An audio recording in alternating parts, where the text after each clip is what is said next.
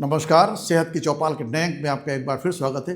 आज हम बात करने वाले हैं कि इस समस्या की जो बढ़ती उम्र के साथ लगभग हर व्यक्ति को सताती है और वह हड्डियों की कमजोरी, जोड़ों का दर्द, जिसकी वजह से आदमी अपने दैनिक रूटीन कार्य भी नहीं कर पाता। इतनी परेशानी होती है। क्या आप या आपके परिवार में कोई इस तरह की परेशानी से पीड़ित है? अगर ऐसा है तो प्लीज़ आपसे अनुरोध है कि वीडियो पूरा देखिएगा, स्किप करके मत देखिएगा। अब आइए सबसे पहले जानते हैं कि ये पेन होता क्यों है, क्या चेंजेज आ जाते हैं हमारी बॉडी में जिसकी वजह से हमारे जोड़ों में दर्द शुरू हो जाता है, जोड़ों में सूजन आना शुरू हो जाती है और आदमी परेशान हो जाता है। यहाँ तक परेशान होता है अपना रूटीन जो वो रखें वो भी नहीं कर पाता है। तो इसके जो सबसे बड़े कारण हैं, सबसे पहला होता है वजन अधिक होना। जब शरीर का वजन अधिक हो जाता है तो जोड़ों पर लगातार दबाव पड़ता है, खासकर घुटनों में सूजन और दर्द की शिकायत हो जाती है। सेकेंड है ऑस्टियोआर्थराइटिस या रोमेटॉइड आर्थराइटिस या फिर गाउट की बीमारी, जिसमें जॉइंट स्पेस कम हो जाता है और परेशानियां जब हड्डियां आपस में रगड़ती हैं तो पेन होने लगता है। थर्ड है जोड़ों के बीच में जो लुब्रिकेंट होता है, साइनोवियल फ्लूइड जिसे कहते हैं, वो सूख जाता है, जिसको आज के ज़माने में कुछ लोग ग्रीस भी कहते हैं कि साहब ग्रीस कम हो गया, ग्रीस सूख गया। जैसे जॉइंट्स में हम लोग ग्रीस लगाते हैं किसी मशीन वगैरह में, उसी प्रकार से कुदरत हमारी इस मशीन में प्रत्येक जॉइंट पे लुब्रिकेशन के लिए साइनोवियल फ्लूइड दे रखा है, जो हमारी हड्डियों को आपस में रगड़ने से बचाता है। जब ये साइनोवियल फ्लूइड सूख जाता है, कम हो जाता है, तो ये परेशानी हमारी बढ़ जाती है, सूजन और उसके साथ साथ पेन की शिकायत बढ़ जाती है। फोर्थ, जैसे जैसे उम्र बढ़ती है हमारी हड्डियां अपना कैल्शियम खोने लगती हैं और इसका कैल्शियम कम होने से ऑस्टियोपोरोसिस जैसी बीमारियों का खतरा बढ़ जाता है। ऑस्टियोपोरोसिस क्या है? इसमें हड्डियां अंदर से खोखली हो जाती हैं और हड्डियां जब खोखली हो जाती हैं तो हल्की सी चोट लगने पर भी उनके टूटने का दर्द बना रहता है। साथ साथ जोड़ों में सूजन और दर्द होता ही रहता है। और जब दर्द बढ़ता है तो हम लोग क्या करते हैं आप बताएं? कोई बाम लगा लेता है, कोई सिकाई कर लेता है, ऐसा बहुत कम लोग करते हैं। अमूमन हम लोग क्या करते हैं, मार्केट से पेन किलर मंगाते हैं और खा लेते हैं। पेन किलर से कुछ समय के लिए पेन तो कम हो जाता है, मगर pain killer is not a treatment. ये कोई ट्रीटमेंट नहीं। जैसे हमने अपनी पुरानी वीडियो में बता रखा है कि पेन किलर को इस्तेमाल करने से, ज़्यादा प्रयोग करने से हमारे शरीर पे कौन कौन से नुकसान होते हैं, हमारी एज कितना कम होती है। हमने ये भी, उस वीडियो का लिंक मैं इसी में दे रहा हूँ आपको, आप चाहें तो उसे देख सकते हैं कि पेन किलर ज़्यादा प्रयोग करने से हमारी किडनी खराब हो सकती है, हमारे लीवर खराब हो सकता है, उसके लीवर फेल हो सकता है, किडनी हमारी फेल हो सकती है ज़्यादा पेन किलर के इस्तेमाल करने से। उसके साथ साथ में हमारा पाचन तंत्र तो पूरा बिगड़ जाता है, बार बार गैस्ट्राइटिस, जलन, वोमिटिंग की शिकायत, लूज मोशन, ये सारी परेशानियाँ पेन किलर्स के ऊपर डिपेंड करती हैं। अगर आप ज़्यादा प्रयोग कर रहे हैं तो मेरा आपसे अनुरोध है, प्लीज़ पेन किलर को मत लीजिएगा, क्योंकि कुदरत ने बहुत सारे और रास्ते दे रखे हैं ऐसे, जिनको अगर हम प्रयोग करेंगे तो हम दवाइयों के साइड इफेक्ट से भी बच जाएंगे और हमको परेशानियों से भी मुक्ति मिल जाएगी। और मुझे उम्मीद है कि आप भी जानना चाहेंगे कौन कौन सी चीज़ें हैं जिससे हम दवाइयों के साइड इफेक्ट से बचते हुए अपने पेन को कम कर सकें।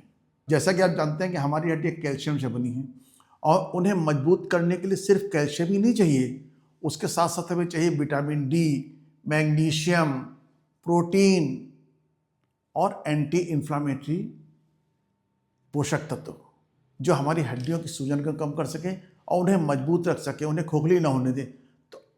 तो हमारी रसोई में कई ऐसी चीज़ें मौजूद हैं जिनमें calcium, vitamin D, vitamin C, magnesium, omega 3 fatty acids और एंटी इन्फ्लामेटरी कंपाउंड से भरपूर हैं और हड्डियों को प्राकृतिक रूप से फौला जैसा मजबूत बनाए रखने में सक्षम होती हैं। हम उनके बारे में पूरा ज्ञान ना होने की वजह से जितनी हमें आवश्यकता है उतना नहीं प्रयोग कर पाते, जिस वजह से हम उसका पूरा समुचित फ़ायदा नहीं ले पाते हैं। आज की वीडियो में ऐसी रसोई सामग्रियों के नाम बताएंगे, उसके साथ साथ बताएंगे कि इन्हें कब, कैसे और कितना इस्तेमाल करना है। मुझे विश्वास है कि अगर आपने इनका उचित मात्रा में कम से कम 30 दिन तक लगातार प्रयोग किया तो आप जोड़ों के दर्द को जाएंगे भूल। तो चलते हैं सीधे रसोई की तरफ और जानते हो कौन कौन से प्रोडक्ट्स हैं जो हमें जोड़ों के दर्द से मुक्ति दिला सकते हैं। जब बात जोड़ों के दर्द की हो तो सबसे पहले याद आता है तिल। तिल आप जानते होंगे दो तरह के होते हैं, काला तिल, एक सफ़ेद तिल। तिल में सबसे ज़्यादा कैल्शियम पाई जाती है। कैल्शियम वही चीज़ है जिससे हमारी बोन्स बनी हुई हैं। तो जब इतना ज़्यादा उसमें कैल्शियम पाया जा रहा है तो हमारे लिए सबसे इम्पॉर्टेंट चीज़ है सिर्फ एक छोटी चम्मच कैल्शियम की, इसमें 80 से 90 मिलीग्राम तक कैल्शियम होता है। 80 to 90 मिलीग्राम तिल ले लें आप। अगर एक चम्मच तिल लेते हैं तो उसमें 80 to 90 मिलीग्राम कैल्शियम होगा। इसके अलावा मैग्नीशियम, फास्फोरस, थोड़ा प्रोटीन और अच्छे किस्म का तेल भी होता है, जो हमारी हड्डियों को जोड़ करके रखता है, मजबूत करके रखता है और स्वस्थ रखता है। ये सब मिलकर हड्डियों को टूटने से बचाते हैं और उम्र के साथ होने वाले चेंजेस को भी कम करते चले जाते हैं, चेंजेस को स्लो कर देते हैं। और जोड़ों की दर्द की सबसे बड़ी वजह होती है सूजन। तिल के प्राकृतिक तत्व जो नेचुरल इंग्रेडिएंट्स हैं वो शरीर की अंदरूनी सूजन को धीरे धीरे कम करते हैं, और जब सूजन कम होगी तो पेन अपने आप कम हो जाएगा, जोड़ों की अकड़न कम हो जाएगी, चलने फिरने में आसानी होगी और इंसान अपने आप को स्वस्थ महसूस करेगा। आइए जानते हैं तिल को कैसे और कितनी मात्रा में प्रयोग करना है। इस कई तरीके से प्रयोग कर सकते हैं। सबसे पहला तरीका सबसे आसान है कि रात को 1 चम्मच तेल भिगो दीजिए और सुबह उठ करके खाली पेट चबा करके खा लीजिए, हो गया काम। ये तरीका सबसे आसान और सबसे ज़्यादा असरदार है। हमारा दूसरा तरीका है, तिल का चूर्ण बना लीजिए। तिल को हल्का सा भून लें, पीस कर पाउडर बना लें। रोजाना 1 चम्मच सुबह दूध या दही के साथ ले लें। अगर आप ऐसा करेंगे तो कोई परेशानी, कोई चांस नहीं कि आपके जोड़ों में दर्द रहे। तीसरा है तिल का तेल। सर्दियों में घुटनों में कमर की और घुटनों में जोड़ों की मालिश करने से अकड़न कम होती है और ब्लड सर्कुलेशन बेहतर होता है। और चौथा जो आजकल सबसे ज़्यादा प्रयोग किया जाता है, तिल के लड्डू बना लिए साहब। जाड़े का सीजन चल रहा है, तिल के लड्डू गुड़ में 2 तार या 3 तार की चाशनी बनाई और तेल उसी के हिसाब से डाल करके और उसकी छोटे छोटे लड्डू बना लिए। 2 लड्डू रोज ले लीजिए, आप खाइए उसे। दर्द कहाँ गया पता नहीं चलेगा आपको। बस आपको क्या करना है, इसमें आपको पेशेंस रखना है और कम से कम 30 दिन लगातार इसको प्रयोग करना है। यदि आप अपने भोजन में रोज 1 चम्मच तिल जोड़ लेते हैं तो ऐसा मुझे विश्वास है कि आप अपने दर्द को काफ़ी हद तक कम कर लेंगे और पूरी जिंदगी नॉर्मल स्वस्थ आदमी की तरह व्यतीत करेंगे। सेकेंड है गोल्डन मिल्क, हल्दी वाला दूध। भारत में सदियों से इस्तेमाल किया जाने वाला सबसे ज़्यादा पौष्टिक घरेलू स्वास्थ्य पेय है। इसे गोल्डन इसलिए कहा जाता है क्योंकि इसमें मौजूद हल्दी दूध को गोल्डन बना देती, सुनहरा बना देती। इसके फायदे बहुत कीमती हैं, बशर्ते आप इसको लगातार प्रयोग करें। चूँकि हल्दी एक प्राकृतिक औषधि है, नेचुरल मेडिसिन है। इसमें करक्यूमिन नाम का एक तत्व पाया जाता है, शरीर की सूजन को इंटरनली कम करता है, बॉडी की इम्यूनिटी बढ़ाता है, कीटाणुओं से लड़ने में मदद करता है। आयुर्वेद में हल्दी को चोट, सर्दी, खांसी और कमजोरी में बहुत उपयोगी माना गया है।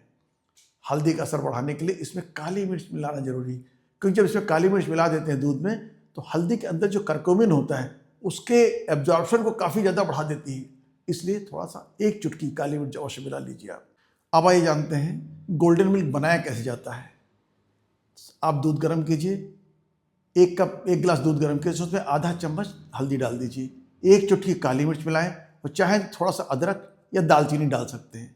स्वाद के लिए थोड़ा सा गुड़ या शहद मिला लीजिए और उबाल लीजिए। उबाल करके गुनगुना कर लीजिए, मतलब गुनगुना हो जाए तब उसको धीरे धीरे करके पीजिए। गोल्डन मिल्क पीने का टाइम भी आपको मालूम होना चाहिए। गोल्डन मिल्क पीने का सबसे अच्छा समय रात को सोने से पहले होता है। ये नींद को बेहतर बनाता है, शरीर को आराम देता है, बॉडी की इम्यूनिटी बढ़ाता है, जोड़ों के दर्द, खांसी, सर्दी में पूर्णतया राहत देता है और शरीर को अंदर ही अंदर बहुत मजबूत बनाता है। रोजाना 1 गिलास गोल्डन मिल्क सेहत के लिए एक सरल और असरदार आदत है।